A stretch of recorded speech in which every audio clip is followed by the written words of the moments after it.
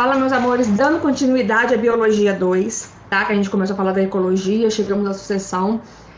Antes da gente entrar em ciclo biogeoquímico, a gente vai falar um pouquinho dos biociclos, que não são uns assuntos dos mais cobrados, não. Porém, tem crescido a necessidade da gente entender o que eles são, ok? Na verdade, eles são subdivisões que nós temos na atmosfera. Eu tenho a subdivisão do oceano, mares e oceano, que é o talassociclo. Eu tenho a subdivisão das águas doces, que é rios, lagos e lagoas, que é o limnociclo, e eu tenho o epinociclo, que vai englobar todo o ecossistema terrestre, ok? Começando pelo talassociclo, em relação ao tamanho, o talassociclo é o maior. Por quê? Eu estou compreendendo o que? Mares e oceanos. E a gente sabe que o nosso planeta ele tem uma extensão territorial enorme de mares e oceanos. Ponto. Então ele é em tamanho o maior, porém ele não é o mais rico em biodiversidade, em função dos fatores abióticos. Isso é muito importante a gente colocar, fatores bióticos e fatores abióticos, porque isso vai englobar, a gente vai falar sobre isso, para você entender o que é cada ciclo, tá? Os fatores abióticos que limitam o talassociclo é a luminosidade e a disponibilidade de nutrientes. Por quê? Porque a gente está falando de oceano, a gente está falando de profundidade, não tem como fugir da profundidade. E na profundidade eu não tenho incidência de luz. Se eu não tenho incidência de luz, eu não tenho organismo fotossintetizante, eu não tenho a disponibilidade necessária de nutrientes, tá? Então eu não vou ter. Então o fator luminosidade é um fator abiótico extremamente presente no talassociclo, ok? Por isso que ele não tem a maior biodiversidade, que é a diversidade dos seres vivos, tá? Como que esse talassociclo pode ser classificado? De forma horizontal e de forma... de forma vertical e de forma horizontal. A classificação vertical, a gente fala em relação à disponibilidade da luz. Porque se eu for falar de profundidade, suponha que eu tenho aqui uma praiazinha. Essa primeira faixa mais alta é a faixa onde eu tenho maior incidência de luz, que a gente vai chamar de eufótica. Verdadeiro, fótica. Então, onde eu verdadeiramente tenho bastante luz. Então, a biodiversidade dessa faixa superior, ela vai ser maior. Por quê? Conforme aumenta a profundidade, aqui está meu nível da praia, conforme aumenta a minha profundidade, a incidência de luz diminui. E se a incidência de luz diminui, eu tenho menos produção primária. Okay? Se eu tenho menos produção primária, menos matéria orgânica, menos energia que eu vou ter nesse ecossistema, tá? Então, essa faixa de luz que eu não tenho uma luminosidade extrema, ela é reduzida, ela é chamada de disfótica, ok? Já bem mais, falando de profundidade mesmo, eu tenho a zona afótica, onde não existe incidência de luz, eu não tenho luminosidade. Ali eu vou ter um ecossistema bem diferenciado, porque eu não vou ter produtores que fazem a fotossíntese, porque eu não tenho incidência de luz, tá? Então isso vai influenciar muito no tipo de seres vivos que vão existir, ok? Agora, classificação horizontal. Distância da costa, eu tenho a zona pelágica. O que é a zona pelágica? É literalmente a distância que eu tenho da costa relacionada com os seres vivos. Eu vou ter as províncias nerítica, que vai abranger a plataforma continental, tá? Que é aquela parte bem mais próxima. E eu tenho a província oceânica, que vai englobar a parte bem mais profunda e mais longe, mais afastada da minha costa, ok? E em relação à profundidade, eu tenho a zona bentônica, que a gente vai falar principalmente dos seres vivos. Aliás, quando se fala de zona bentônica, ela vai indo. Eu tenho várias subdivisões que, de verdade, não são as mais importantes para você guardar agora, tá? O livro tem até bonitinho todos os nomes, mas não são informações que você, nossa, você tem que saber, tá? Nos prende nessa informação. Entende que a zona bentônica ele vai se falar mesmo nos organismos vivos que vão sobrevivendo naquela zona mais afastada, lá na província oceânica, tá? Naquela zona mais afastada, e todos os seres bentônicos que a gente vai falar são seres que são fixos, que vivem no substrato, vivem no fundo do oceano, ou fixos, ou em sua maioria são fixos ou não, mas que eles vivem no fundo do oceano, tá? Olha só o desenho que eu coloquei. Só para vocês entenderem, a classificação vertical, aqui está dividido só em zona fótica e afótica, mas da zona fótica ainda tem uma zona que tem uma interseção, que é a zona disfótica, tá bom? Eu não coloquei aqui, eu não tinha visto que tá faltando esse dado, tá? Enfim, não tem problema. Olha aqui em relação à classificação horizontal. Eu tenho a zona nerítica, que é onde abrange quem? A plataforma continental, e a zona oceânica, que é o oceano de fato, é a parte mais profunda, tá? Zona bentônica, olha aqui, é o fundo, literalmente são seres vivos que sobrevivem no fundo do mar de acordo com a profundidade. Então, quer dizer, eu vou ter várias subdivisões de acordo com a profundidade. Foi o que eu falei, não precisa se preocupar. Mas era mais para mostrar mesmo para vocês que eu tenho a minha classificação de acordo com a luminosidade e a minha classificação principal de acordo com a distância, ok?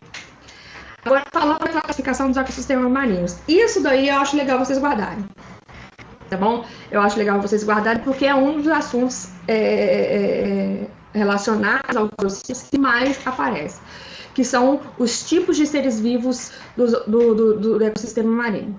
Eu tenho os plânctons, bentos e néctons, tá? Plâncton, normalmente seres microscópicos, tá? Que não são fixos, porém, eles dependem das marés para que possam se movimentar. Organismos que ficam à deriva dos movimentos oceânicos, tá? Aí eu vou ter o fitoplâncton ou o plâncton, que são os principais que aparecem. Botei aí, porque tinha no livro de vocês, o bacterioplâncton e o videoplâncton, que são bactérias que participam desse grupo de organismos. E os vírus que também existem lá no mar, no ecossistema marinho, tá? Os bentos são organismos que vivem nos substratos, podem ser fixos ou não.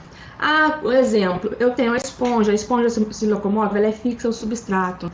Mas eu tenho também alguns quinidários que são fixos. Mas eu tenho a hidra é um tipo de quinidário que consegue se locomover, mas ela é fixa ao substrato, ela não nada.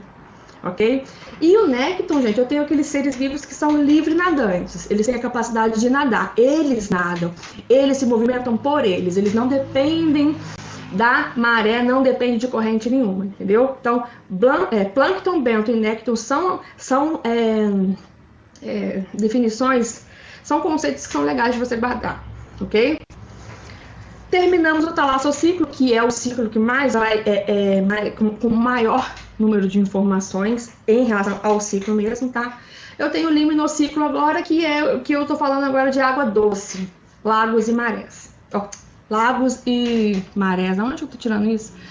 Lagos e rios, gente. Tô falando de movimento não, mas é rio, tá? Então, ele é o menor, de fato, ele é o menor biociclo que existe, porém ele é de extrema importância, porque a água doce é fundamental para o desenvolvimento de todo ser vivo.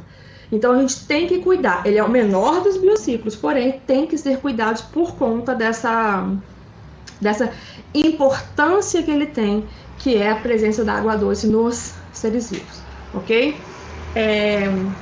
Como é o menor biociclo, ele tem a biodiversidade mais limitada por conta do tamanho geográfico mesmo, extensão geográfica que ele possui, ok? Dividida em dois tipos de províncias, vamos dizer assim. Eu tenho as lênticas ou dormentes, que são águas paradas, tá? São aquelas águas que eu até coloquei aparentemente paradas, porque sempre tem uma movimentação pequena ali dentro, entendeu? Então, províncias lênticas ou dormentes são as águas lagoas, grandes lagoas de água doce, tá? Nessas províncias lênticas ou dormentes vai aparecer a matéria orgânica normalmente deposita no fundo.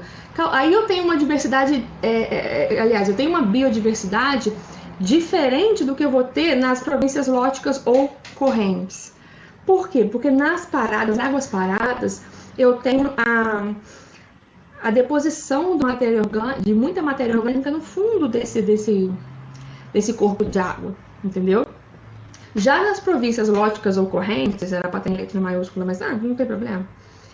São águas doces, mas que tem movimentação grande, que eles têm uma corrente, eles têm um fluxo, tá? E eu tenho principalmente riacho, córrego e rio, ok? Bastante diferença. Eu tenho diferenças de seres vivos também que podem sobreviver nesses locais por conta dessa corrente, tá? Mas é só mesmo para a gente conseguir entender que eu tenho água parada e água corrente, ok? Saindo do limnociclo, falando agora do epinociclo. O epinociclo é interessante você falar porque é um dos que mais vai aparecer para você. Porque ele vai abranger todos os ecossistemas, consequentemente todos os biomas terrestres. Aí vai aparecer aí, ó, tundra, taiga, floresta ombrófila, floresta estacional, vai ter vários outros tipos de biomas por conta dessa variedade. E o que acontece com esses biomas?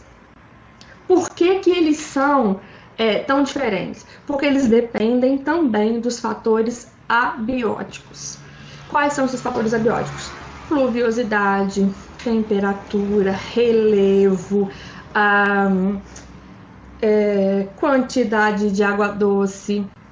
Então, todas essas características, todos esses recursos abióticos, eles vão fazer diferença nesses epinociclos. Quer dizer, no caso, nesses biomas.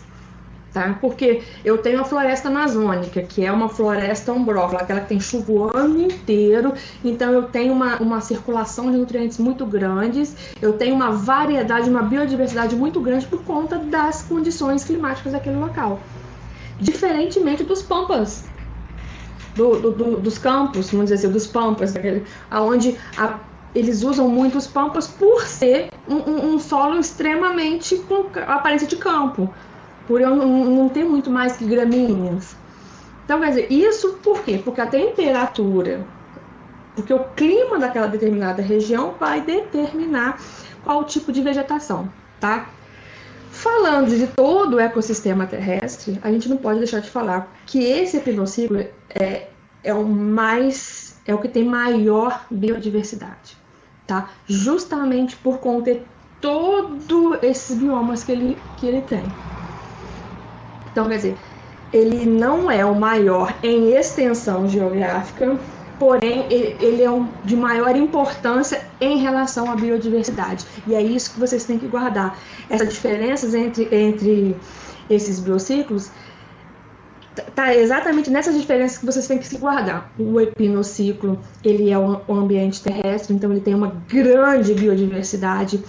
O limnociclo é água doce, não tem lá tanta, é de extrema importância por ser água doce, mas eu não tenho essa biodiversidade. Enquanto lá o talassociclo, ele é extremamente vasto, muito grande, porém não tem maior biodiversidade porque os fatores limitantes dele influenciam grandemente no desenvolvimento desse biociclo, ok?